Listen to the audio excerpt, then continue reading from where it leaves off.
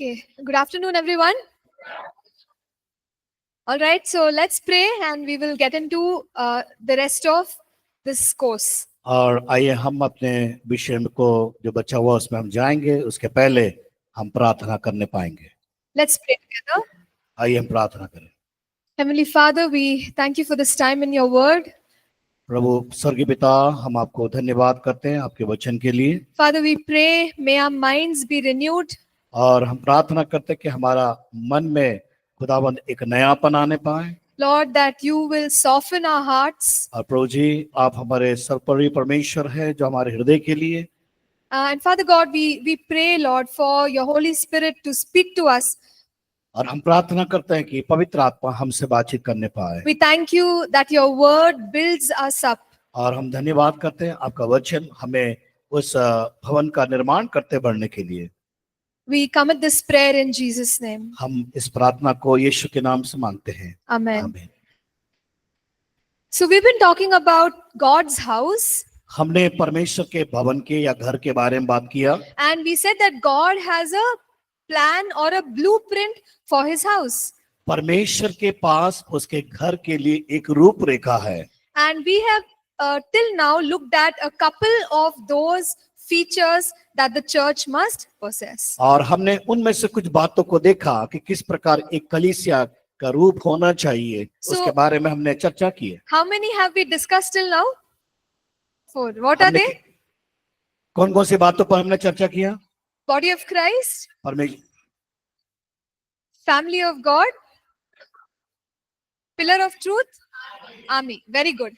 So we have 6 more features that we have to look at. हमारे पास 6 और जो उसके बारे में हमें पढ़ना है, उसको हम देखने पाएंगे। Why are we learning all this? क्यों हम इन बातों को सीख रहे हैं? क्यों सीख रहे हैं?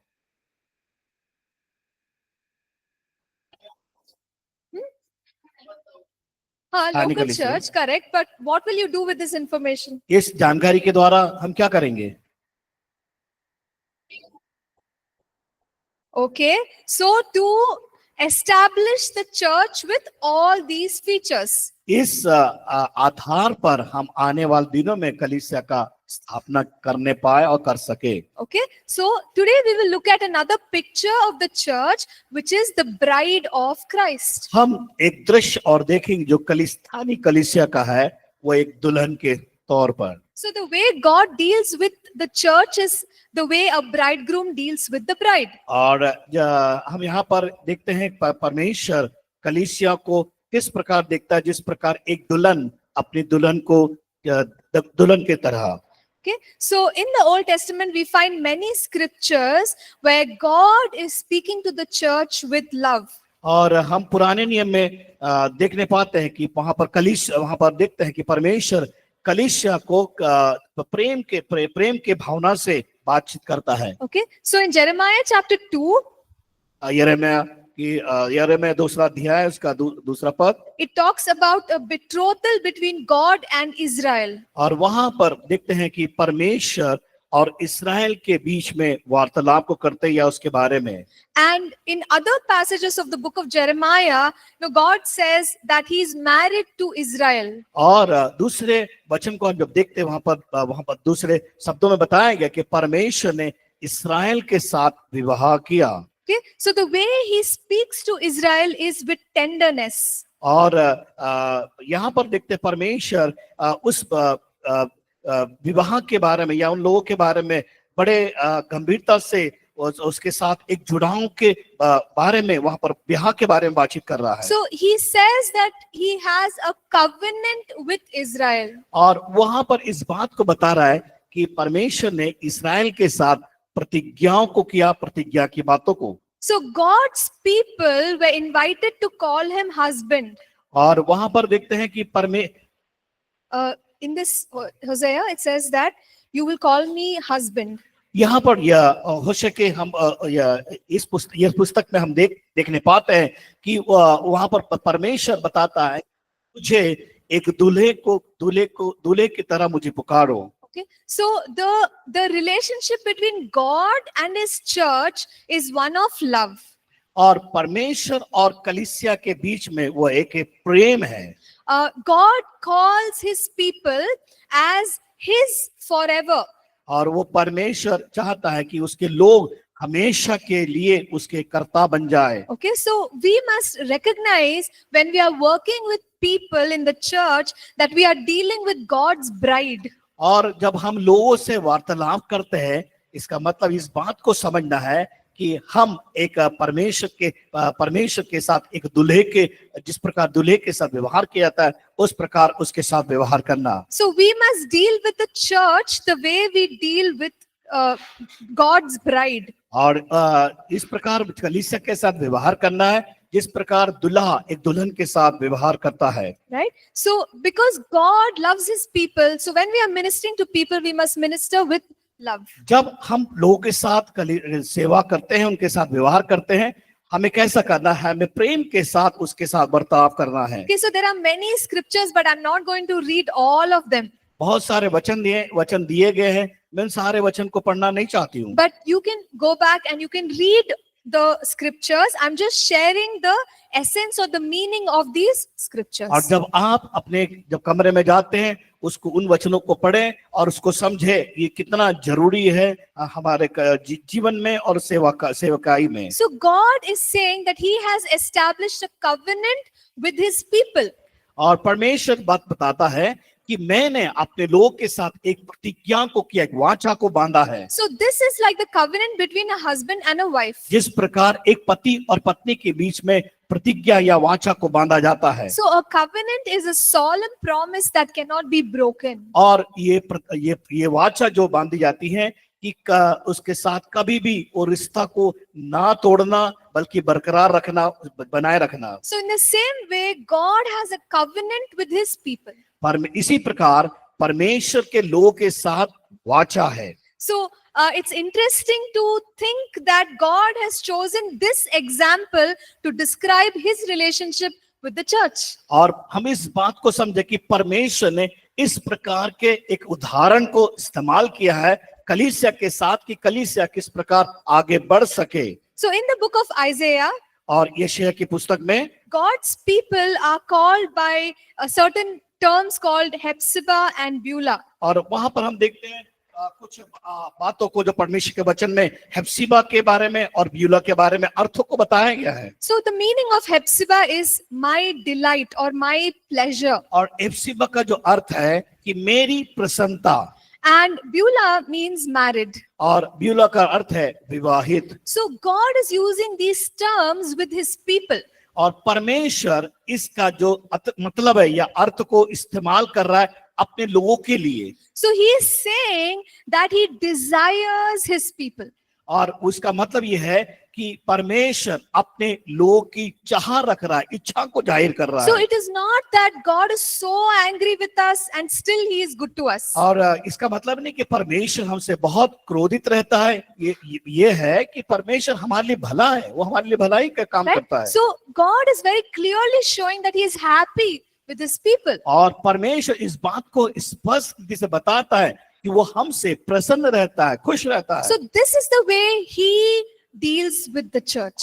और इसी प्रकार परमेश्वर कलीसिया के साथ व्यवहार करता है या उसके साथ जानने का प्रयास करता है। So we have now understood how God, how God is like a bridegroom and a husband to his people. और इस बात को समझना है कि परमेश्वर अपने लोगों के लिए वो किस प्रकार दुल्हा है और जो लोग है उसके लिए दुल्हन के रूप में है। So now that we the church are the bride of Christ, how should we be? और एक बात याद रखना है, हम उसके दुल्हन हैं, तो वो जो कलीसिया दुल्हन है तो हमें किस प्रकार होना चाहिए या व्यवहार उसके साथ करना है। So we read the parable of the 10 virgins in Matthew chapter 25. और मत्ती रचित सुसमाचार उसका 25 अध्याय में हम एक दृष्टांत के बारे में पढ़ते हैं। So here there are 10 virgins who are waiting for the bridegroom. और वहां पर 10 कुंवारियों के बारे में बताया गया है जो दुल्हे का इंतजार करती हुई। So in the Jewish customs of weddings, the bride and her friends would wait for the bridegroom. यहूदी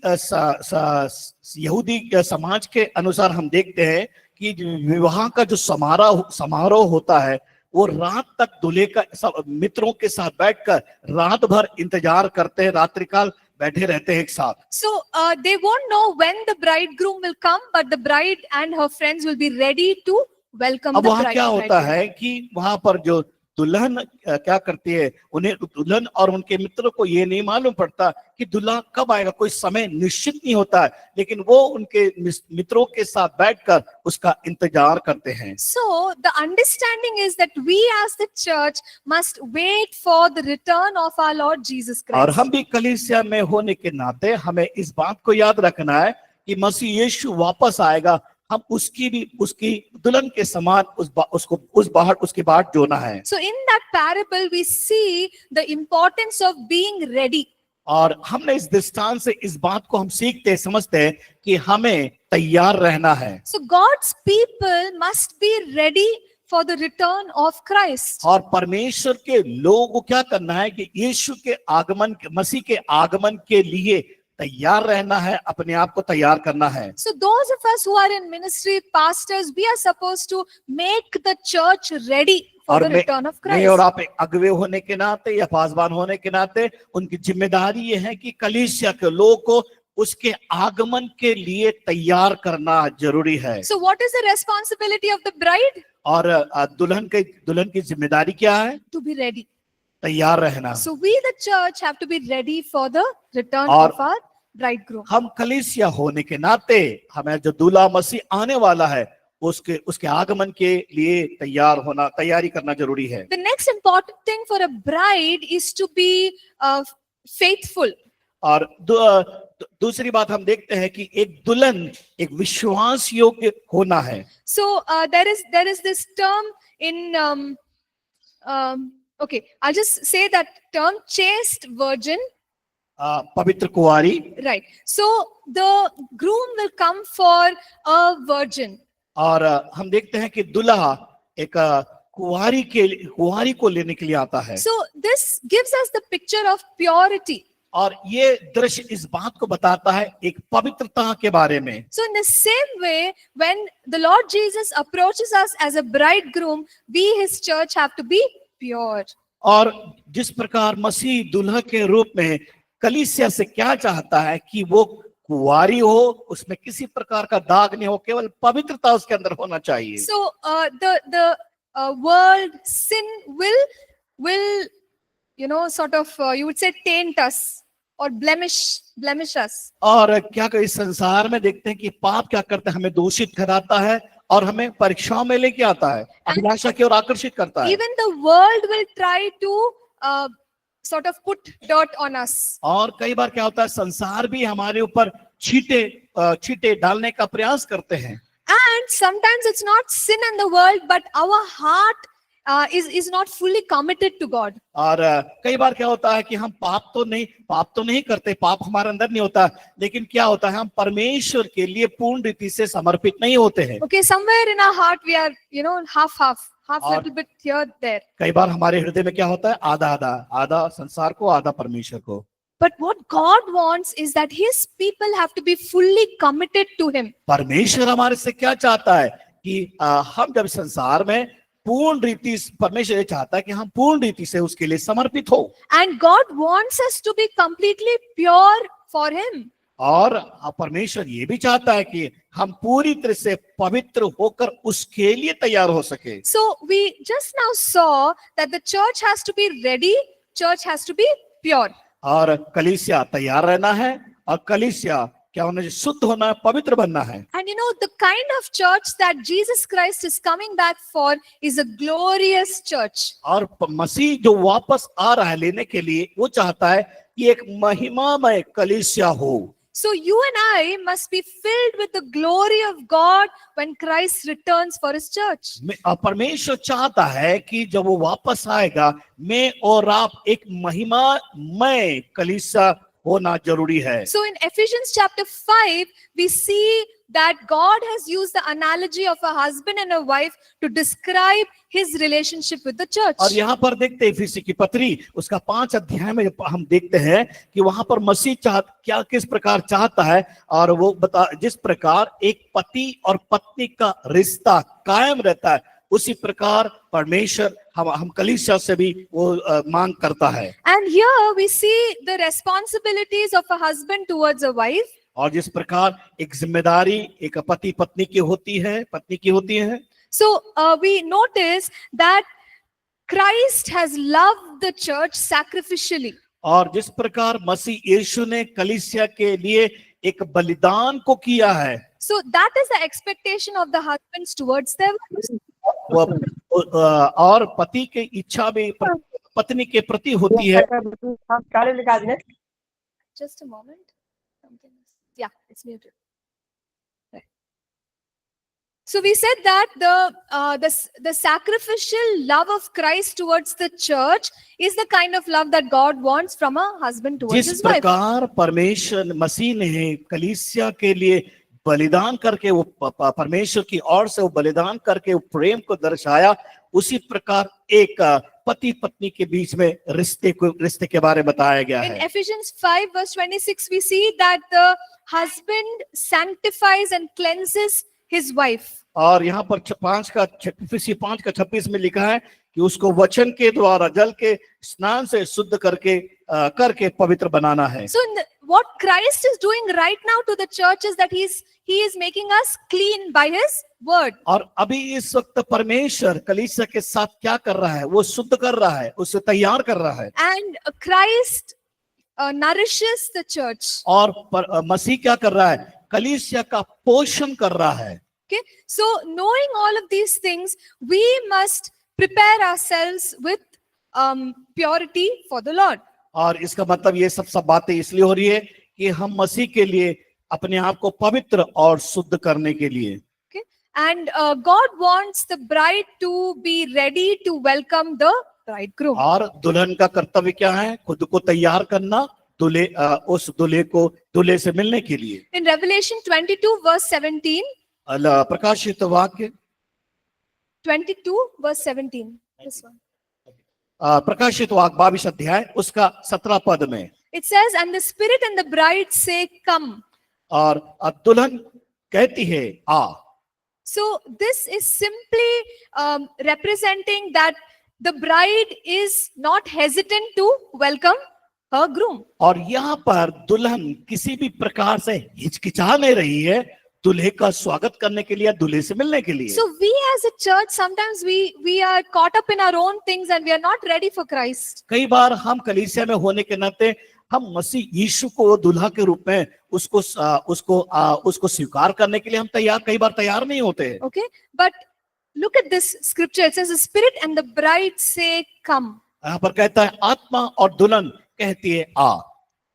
Now we'll look at what we are supposed to do, knowing that God has made us the bride. और एक दुल्हन होने के नाते हमें क्या करने की आवश्यकता है उसको हम जानना है। So the church is supposed to be lost in admiration for Christ. और क्या करना है, मसीह के लिए जो खो दिए है उसके लिए समर्पण होना है। So you know the way we worship God must come from that place of deep desire for Christ. और जब हम आराधना के क्षेत्र में आते हैं हमारे अंदर ये इच्छा होना चाहिए उस परमेश्वर की उपस्थिति में हमारी इच्छा यह होने की हम उसके साथ मिले रहे या समर्पण के साथ उसकी आराधना कर सके। Because if you look at this, you know, relationship of a bride and a groom, the bride is lost in admiration for the groom. अब देखते हैं कि जिस प्रकार मान लीजिए एक दूल्हे और दुल्हन का रिश्ता को देखते हैं, कई बार ऐसा होता है इस प्रकार होता है कि वो अपने आप को खो दिए लेकिन समर्पित होना है उसके लिए ताकि उसको खो ना सके। Okay, so now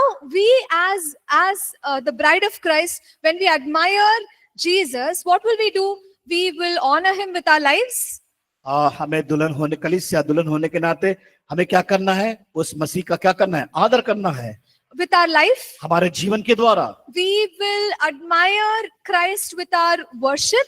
हम क्या किसके उसके आराधना के द्वारा उसकी आराधना हमारे जीवन के द्वारा करने के द्वारा। So we may sing songs to magnify and glorify God. और हम जो गीत को गाते हैं उसके द्वारा परमेश्वर की महिमा हो और उसका आदर और महिमा उसको मिल सके। So when we are pastors and leaders, we have to raise a church that loves Christ. और हम पासबान और अगुवे होने के नाते हमारे कलीसिया की अगुवाई हमें करना है, ताकि वो उस काम के लिए वो तैयार हो सके, अपने आप को तैयारी की और आगे बढ़ सके। So the church must be prepared in such a way that when they are worshipping, they are truly desiring Jesus. और हम आराधना में लोगों को इस प्रकार तैयार करें कि उनके अंदर इच्छा तैयार हो सके, ताकि वो उससे मिल सके और उसके साथ रिश्ता बना सके। And we also realize that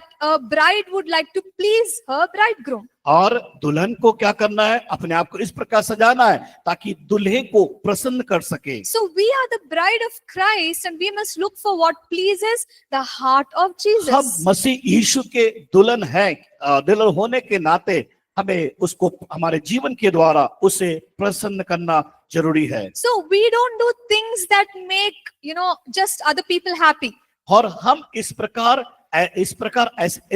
का ऐसा काम ना करें जो दूसरे अन्य लोग करते हैं, और हम दूसरों को प्रसन्न करने का प्रयास करते हैं। But our main goal is to make Jesus happy. हमारा मुख्य लक्ष्य ये है कि हमारा यीशु मसीह हमसे प्रसन्न है, उसको प्रसन्न करने के लिए अपने आप को तैयार करना है। The next important thing for us to understand is that God loves us with unconditional love. और अगला बात यह है, हमें समझना है कि परमेश्वर या मसीह बिना शर्त के प्रेम को करता है। So Jesus loves the church.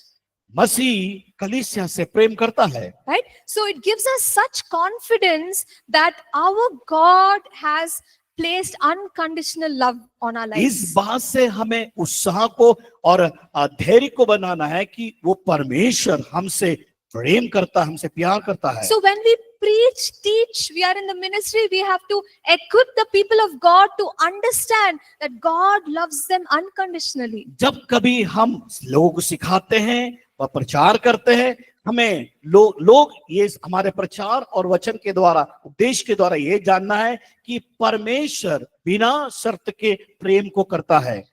We see that God has given the picture of a very close relationship. और वहां पर हम एक दृश्य को देखते हैं, परमेश्वर का रिश्ता बड़ा करीबी से उस रिश्ता को हम देखने पाते हैं। So God has given us a picture of a bride and a bridegroom, that is a close relationship. और जिस पर परमेश्वर वहां पर उस दृश्य को बता रहा है, जिस प्रकार एक दुल्हन और दुल्हन का जो करीबी रिश्ता होता है। So in such a relationship, it is easy for both of them to share their hearts. और ये गहरा जो रिश्ता, करीबी रिश्ता जो होता है, आपस में एक दूसरे को अपनी बातों को कहने के लिए, बताने के लिए, रखने के लिए बड़ा आसान होता है। So we as the church have the privilege of knowing God's heart for us. और हम कलीसिया होने के नाते हमें सौभाग्य मिला है, और सौभाग्य हम प्रदान प्राप्त करते हैं कि परमेश्वर को और करीबी से जान सके। God has kept us so close to him that we can know what is in his heart. परमेश्वर हमें उसके करीब बनाया और हमें उसके करीब लेके आया है, ताकि हम उसके हृदय को और भी अच्छी रीति से समझ सके। Okay, and the bride keeps herself only for the groom. और क्या दुल्हन का काम क्या है, वो अपने आप को सुरक्षित रखती है दूल्हे के लिए। So this purity that we are expecting in our Christian life will come from the word of God. It will come from the work of the Holy Spirit in our lives. यहाँ पर उस दुल्हन के बारे में दुल्हन का जो खुद के जीवन को पवित्र रखने का जो मतलब ये है कि कलीसिया में किसी प्रकार का कोई दाग नहीं होना चाहिए, ना कोई झुर्री होना चाहिए। परमेश्वर के वचन के द्वारा धोकर शुद्ध करके परमेश्वर के लिए तैयार होना। And the other thing is when we are treating, the church people, we must treat them with love. और जब हम कलीसिया के साथ व्यवहार करते हैं, उनके साथ काम करते हैं, तो हमें किस प्रकार करना है?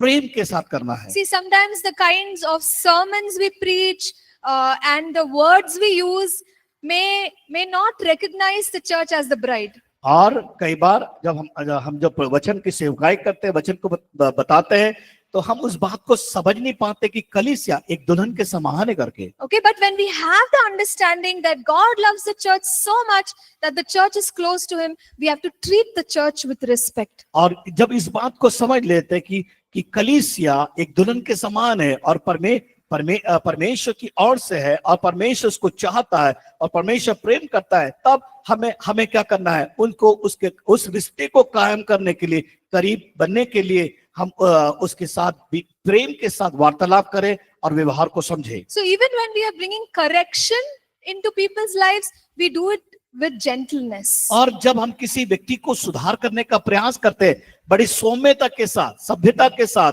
नम्रता के साथ उनके साथ व्यवहार करना है। So with this understanding, the church will become a worshipping church. और जब इस बात को समझ लेते हैं और वो कलीसिया आराधना करने वाली कलीसिया कहलाती है। Okay.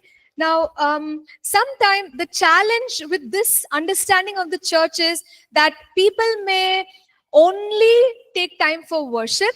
और चुनौतियां इसमें एक बड़ी चुनौतियां होती हैं कि जब आराधना के समय जब लोग क्या करते हैं, So what happens is we are saying that we must adore the bridegroom. That means we have to worship.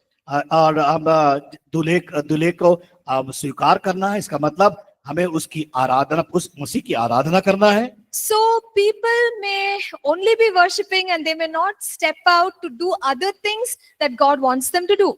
और परमेश्वर हमसे जो चाहता है, तो लोग क्या सोचते हैं कि केवल कि आराधना तो करते हैं लेकिन वो आगे नहीं बढ़ पाते जो परमेश्वर हमसे चाहता है। So there is a combination of worshipping and also stepping out and doing the things that God wants us to do. परमेश्वर चाहता है कि हम उसके आराधना भी करें, साथ साथ परमेश्वर हमारे उसका जो लक्ष्य है, उसका दर्शन है, उसके कार्य को करने के लिए चाहता है, तो उस काम के लिए हमें तैयार होना है। Okay, so I hope you understood the central message of this chapter. और आपने इस विषय के केंद्रीय बातों को आपने समझा होगा। So now let's move on to chapter 13.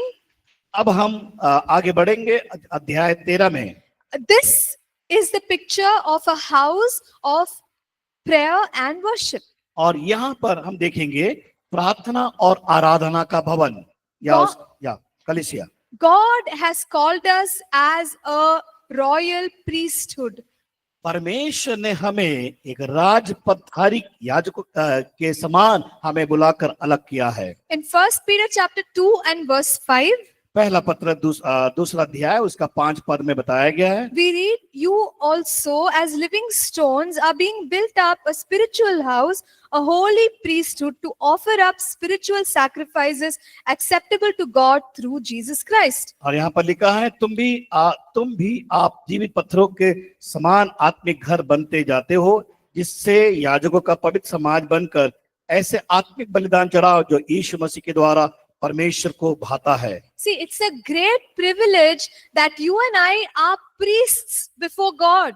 और हमें बड़ा ये सौभाग्य मिला है, हम परमेश्वर के सामने एक राजपदधारी याजकों का समाज के रूप में। God calls every believer priest. और परमेश्वर यहाँ पर वचन में देखते हैं कि सभी को एक याजक के रूप में देखता है। In the Old Testament, there were people only from the Levite tribe who could be priests. और हम देखते हैं पुराने नियम में कि केवल लेवी गोत्र के लोग ही केवल वो याजकों का काम को करते थे। Even in that, the high priest, he had to take a lot of care to enter the place of worship. और वो जो महायाजक होता था, परमेश्वर के उस पवित्र स्थान में जाने के लिए बहुत ही सतर्कता से उस काम को करना होता था। If he did not do it with holiness, then what will happen? He might even die. अगर वो पवित्रता के साथ अगर नहीं करेगा वो याजक, वो मर जाएगा। Right? So it was so difficult to enter God's presence. और बड़ा कठिनाई होता था परमेश्वर की उपस्थिति में जाने के But लिए। look at what the New Testament is telling us. लेकिन हम यहाँ पर देखते हैं कि नए नियम में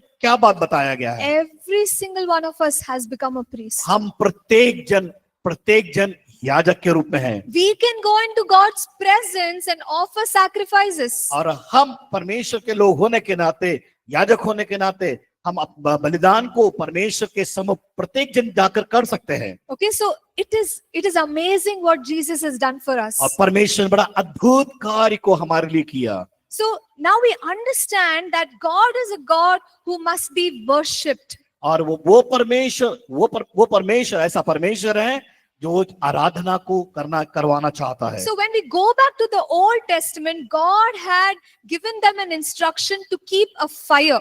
और पुराने नियम में हम देखते हैं कि परमेश्वर ने कुछ निर्देश को दिया है कि वो जो वेदी में अग्नि ही जलता रहना चाहिए। So in Leviticus chapter 6 verse 12, we see the instruction where God says, and the fire on the altar shall be kept burning on it, it shall not be put out. लेविस्ता 6 अध्याय उसका 12 पद में हम पढ़ते हैं कि वेदी पर अग्नि जो जलती रहे और कभी बुझने ना पाए, और याजक भोर भोर पर उस पर लकड़ियां जलाकर होम बलि के टुकड़े को उसके ऊपर सजाकर धर दे। So this was the fire on the brazen altar. और ये जो अग्नि है वेदी पर जलती रहना चाहिए, बुझना नहीं पाए। So on the altar, what will the priest do? The priest will keep the sacrifice. और ये याजक इस वेदी पर क्या करता है? वहां पर बलिदान को लेके आता है या बलिदान को चढ़ाता है। God sends the fire from heaven. और परमेश्वर क्या करता है? स्वर्ग से अग्नि को भेजता है। And when God sent the fire from heaven, he said this fire should not stop. परमेश्वर इस बात को कहता है, अगर वो अग्नि स्वर्ग से उतरी है वहां पर, वो अग्नि कभी बुझने ना पाए। Okay, so the duty of the priest is to provide the sacrifice. और याजक की जिम्मेदारी क्या होती है? कि बलिदान करने की चीजों की व्यवस्था करना। And God provides the fire. और परमेश्वर अग्नि का प्रबंध करता है। So our worship to God is the sacrifice. हमारा जो आराधना है बलिदान करना है। So when we are worshiping God, we are offering up spiritual sacrifices. और जब हम उसकी आराधना करते हैं तो इसका मतलब यह है आत्मिक बलिदानों को वहां पर करते हैं। Because we are priests. क्योंकि हम याजक हैं। And when we offer sacrifice, God will give the fire of His anointing. और जब हम उस बलि के वेदी पर हम जब बलिदान को करते हैं, परमेश्वर अपने स्वर्ग से आग को भेजता है। What kind of fire does God want to keep alive? वो कौन सी ऐसी आग है जो परमेश्वर उसको बरकरार रखता है? That is our worship. वो हमारा आराधना। So when God says the fire should not go down, He's saying your worship should not stop. और परमेश्वर कहता है कि वो आग बुझने ना पाए, इसका मतलब यह है कि हमें बलिदान, हमारा बलिदान खत्म नहीं होना, बलिदान आराधना के द्वारा करते रहना है। So there is another thing that God required in the tabernacle. और परमेश्वर दूसरा हम देखते हैं कि तो किस प्रकार चाहता है, वो एक मिलाप वाले तंबू के समान। So He required something in the tabernacle. और वो परमेश्वर किस प्रकार चाहता है? एक मिलाप वाले तंबू की तरह। In that tabernacle, He wanted a holy incense. और उस तंबू में, उस मिलाप वाले तंबू में परमेश्वर पवित्र धूप को चाहता है। So that Holi incense was, God had given instructions about it. परमेश्वर ने उस पवित्र धूप के बारे में निर्देश को दिए है। So let's just read about it. उसके बारे में हम देखने पाएंगे। Exodus chapter 30 verse 34. निर्गमन की पुस्तक उसका 30 अध्याय उसका 34 पद। And he says, and the Lord said to Moses, take sweet spices, start and onycha and galbanum and pure frankincense with these sweet spices. There shall be equal amounts of each. फिर यहोवा ने मूसा से कहा, बोल, नखी और कुंदरू से सुगंध द्रव्य निर्मल लोबान समेत ले आना, ये सब एक तोल के हो। And in verse 35 he says, you shall make of these an incense, a compound according to the art of the perfumer, salted, pure and holy. 35 पद में लिखा है, और इनका धूप अर्थात लौन मिलाकर गंधी की रीति के अनुसार चोखा और पवित्र सुगंध द्रव्य बनवाना। And later on we see God says this will be holy to you. और परमेश्वर उस बात को बताता है कि वो तुम्हें क्या करेगा, तुम्हारे लिए वो पवित्र करेगा। So the other thing that was being offered was a very special incense. और हम देखते हैं कि दूसरे अर्थ में कि पवित्र धूप को परमेश्वर की ओर चढ़ाने के लिए। So when it comes to us, believers in the new covenant, और नई वाचा के आधार पर हम विश्वासियों के लिए what is this incense? ये धूप क्या है? This incense is prayer. और ये धूप का मतलब है प्रार्थना। God wants us to not only offer continuous worship, but He's also looking for continuous prayer. परमेश्वर लगातार आराधना को ही नहीं चाहता है, बल्कि साथ साथ लगातार प्रार्थना को भी वो प्रार्थना की चाह रखता है। And when they used to offer incense, God's presence used to come. और जब परमेश्वर के उपस्थिति में हम जब धूप को लाते हैं, when we offer incense, God's presence used to come. और जब हम धूप को रोज लाते हैं तो परमेश्वर की उपस्थिति को हम अपने जीवन में देखने पाते हैं या उसकी उपस्थिति को लेके आते हैं। Okay, so when we seek God in prayer, we experience God's presence. और जब हम प्रार्थना करते हैं तो वहां परमेश्वर की उपस्थिति को अपने जीवन में महसूस करते हैं। And the place of encountering God is always the place of holiness. और परमेश्वर कि जब हमारा मुठभेड़ या मुलाकात होती है वो है पवित्र धूप में या प्रार्थना के मोड़ में होता है। So God requires holiness if we have to encounter Him. तो परमेश्वर अगर परमेश्वर से मुलाकात करना चाहते हैं तो हमारा जीवन कैसा होना चाहिए? पवित्र होना बहुत जरूरी है। So we have seen now that God, for worship, He had asked for fire and incense. अगर परमेश्वर हमारे जीवन से क्या चाहता है? उसकी आराधना करना है तो वेदी को तैयार करना है और चाहता है कि हमारा जीवन पवित्र धूप के साथ प्रकट करे जो हमारी प्रार्थना है। Okay, so we've understood the meaning of these things is nothing but worship and prayer. और ये इसका कोई अलग अर्थ नहीं है बल्कि एक ही बात बताता है यहाँ पर, हमें क्या करना है? आराधना करना है और दूसरा प्रार्थना करना जरूरी है। So God's people must be a worshiping people. और परमेश्वर के लोग परमेश्वर की आराधक बनना है। God's people must be praying people. और परमेश्वर के लोग हमेशा प्रार्थना करने वाला योद्धा होना है। God loves worship. God loves prayer. परमेश्वर आराधना को पसंद करता है और परमेश्वर प्रार्थना को भी पसंद करता है। We see something special in 1000 BC. और हम 1000 ईस्वी पूर्व को हम जब देखते हैं, So at that time, David built a tabernacle. और उस समय दाऊद ने तंबू का निर्माण किया। We call it the tabernacle of David. और वो उसको हम कहते हैं दाऊद का तंबू। Have you heard about the tabernacle of David in another क्या course? आपने दाऊद के तंबू के बारे में चर्चा किया या सुना आपने? Yes, correct. So I will just share some points about David's और tabernacle. मैं कुछ बिंदुओं को दाऊद के तंबू के बारे में बताना चाहती हूँ। So this tabernacle was a place of worship and prayer. और ये जो तंबू है वहां पर परमेश्वर की आराधना और प्रार्थना का स्थान है। So David had 4,000 musicians and he had 288 prophetic singers. और देखते हैं कि 4000 वादकों के साथ और उसके बाद जो उसके साथ जो देखते हैं कि भविष्य वक्ताओं को भी लेने साथ में उनके नबूवत करने वाले 2088 नबूवत करने वाले लोगों को भी लेकर बैठा। So what was David's plan? इसका मतलब यह कि यहाँ पर दाऊद की क्या योजना थी? He wanted God to receive best worship. और वो चाहता था कि परमेश्वर एक अच्छा आराधना को ग्रहण कर सके। He did not call anybody. He didn't say, okay, anybody come sing, anybody come play music. No. उसने इस प्रकार लोगों से नहीं कहा कि जो कोई भी आकर गीत गा सकता है, कोई भी आकर वाद्य यंत्र बजा सकता है। He got the best musician, best singers. उन्होंने बहुत अच्छे गायक को संगीत वाद्य को बजाने वाले जो गीतों के स्वर से भरे हुए लोगों को उन्हें बुलाया। In fact, he paid them and he said, you don't do any other job, do only this. और हम देखते हैं दाऊद ने इसको ऐसा काम भी किया, उनको तनख्वाह भी दिया या उनको पैसे भी दिया और कहा उसे तुम दूसरा कोई काम नहीं करना, केवल तुम्हारा काम यही है। Don't worry about anything, you worship. तुम किसी बात की चिंता नहीं करना, बस केवल तुम आराधना करो। So they started worshiping. और उन्होंने आराधना प्रारंभ की। They were worshiping in the morning. सुबह आराधना शुरू किए, They were worshiping in the night. रात में आराधना किए, They were worshiping the whole day. उन्होंने पूरा दिन भर आराधना की। So when you look at the worship, it went on for 33 years. और ये इस प्रकार की जो आराधना लगभग 33 वर्ष तक चलती रही। So you can imagine how many songs were sung इसका आप सोचिए कितने सारे गीतों को वहां पर गाया गया होगा and how many encounters with God they would have had. और कितने बार परमेश्वर के साथ वहां का सामना हुआ So होगा। the tabernacle of David was, God was very happy with it. और जब दाऊद का तंबू जो बनाया गया, परमेश्वर उससे बहुत प्रसन्न हुआ। Why?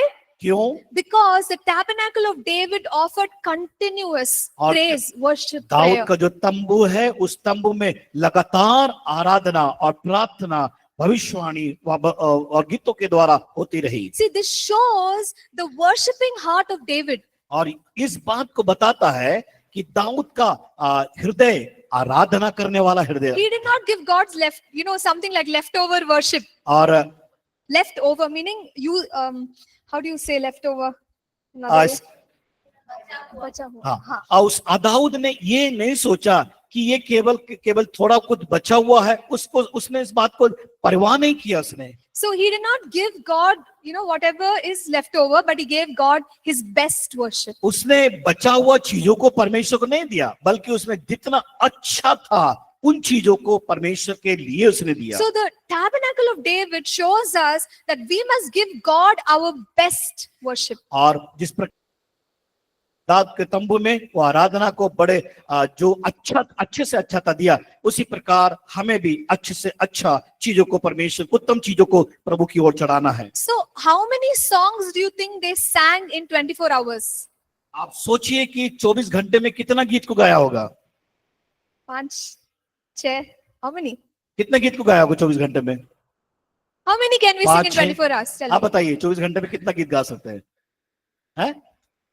100? सैकड़ों, Sacred. thousands। Okay, thousands. Okay, 1,000. Fine. So 33 years, how many songs we have to sing? अब 33 साल में कितना गीत गाया होगा? Which song book? बड़ा मोटा पुस्तक, बड़ी पुस्तक।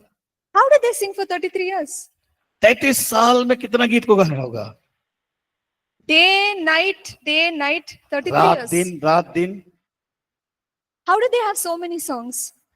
कैसे उनको इतने सारे गीत उनको मिले? So in this passage, we also read that they were prophetic musicians. और यहाँ पर हम देखते हैं इस आराधना में जो भविष्यवात्मक गीतों को उन्होंने गाया, ये गीतों को रूप में प्रस्तुत किया। So First Chronicles 25 verses 1 to 8 says there were prophetic worship leaders. Prophetic. पहला 25. इतिहास उसका 25 अध्याय उसका 1 से हम जब पढ़ते हैं वहां पर भविष्यवात्मक आराधना के गीतों को गाया गया। So there were many teams.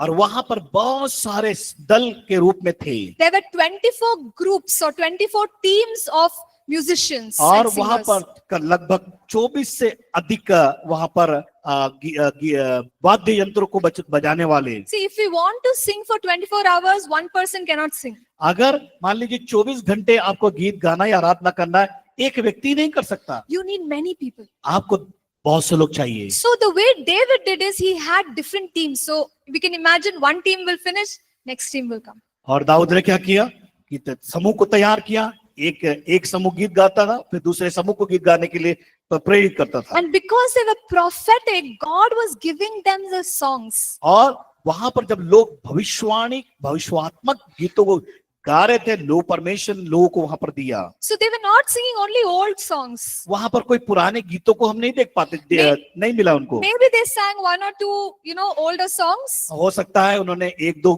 गीत को पुराने गाए होंगे, But God gave them fresh songs. लेकिन परमेश्वर ने उन्हें नया गीत दिया उनको। So this is the beauty of prophetic worship. और ये बड़ी सुंदरता है भविष्यवात्मक आराधना करने का तरीका में। Led by the Holy Spirit, we can sing a new song. पवित्र आत्मा की अगुवाई में हम नए गीतों को गा सकते हैं। If you look at the book of Psalms, there are many psalms that are written which were mostly from the time of worship from the tabernacle. और देखते हैं कि भजन संहिता जब हम पढ़ते हैं वहां पर कई जो वचनों को जब पढ़ते हैं वहां देखने पाते जहां पर दाऊद के तंबू में गीतों को गाया, उन गीतों को वहां पर वर्णन किया गया है। Yes, so they got the prophetic songs and those are the ones which are there in the book of Psalms. और जो भविष्यवात्मक आराधना को किए, जो गीतों को उन्हें प्राप्त किए, हाँ वहां पर भजन में हम देखने पाते हैं। See, God was happy with David's tabernacle परमेश्वर दाऊद के उस तंबू के द्वारा जब प्रसन्न होता है, because it was reflecting a true heart of worship. और वो कब प्रभावित होता है जब सत्य तरीके से या सच्चाई से जब उसकी आराधना करते हैं। Okay, and with that worship came victory in David's life. और देखते वो आराधना दाऊद के जीवन में विजय को लेके आई। So he was a king, वो किंग राजा था, and because of this kind of worship he was able to win over his enemies. वो राजा होने के नाते इस प्रकार के कामों को करने के द्वारा वो शत्रुओं पर विजय को प्राप्त किया। So when there were a few other kings who noticed this, they also maintained this kind of worship. जब लोग दूसरे राजाओं ने देखा, उन्होंने भी इस चीज को बरकरार रखा जिस प्रकार दाऊद ने किया। So Solomon continued this pattern of worship. और सुलेमान ने उस आराधना को, व्यवस्था को लगातार उसके अनुसार बनाए रखा। You all remember Jehoshaphat went to war with worship. और देखते यहोशापात वहां पर आराधना के उस गीतों के द्वारा उसने युद्ध के मैदान में गया। So whoever had this kind of worship were very, very successful. और इस प्रकार की आराधना जिन लोगों ने किया, उनके जीवन में देखते सफलताओं को।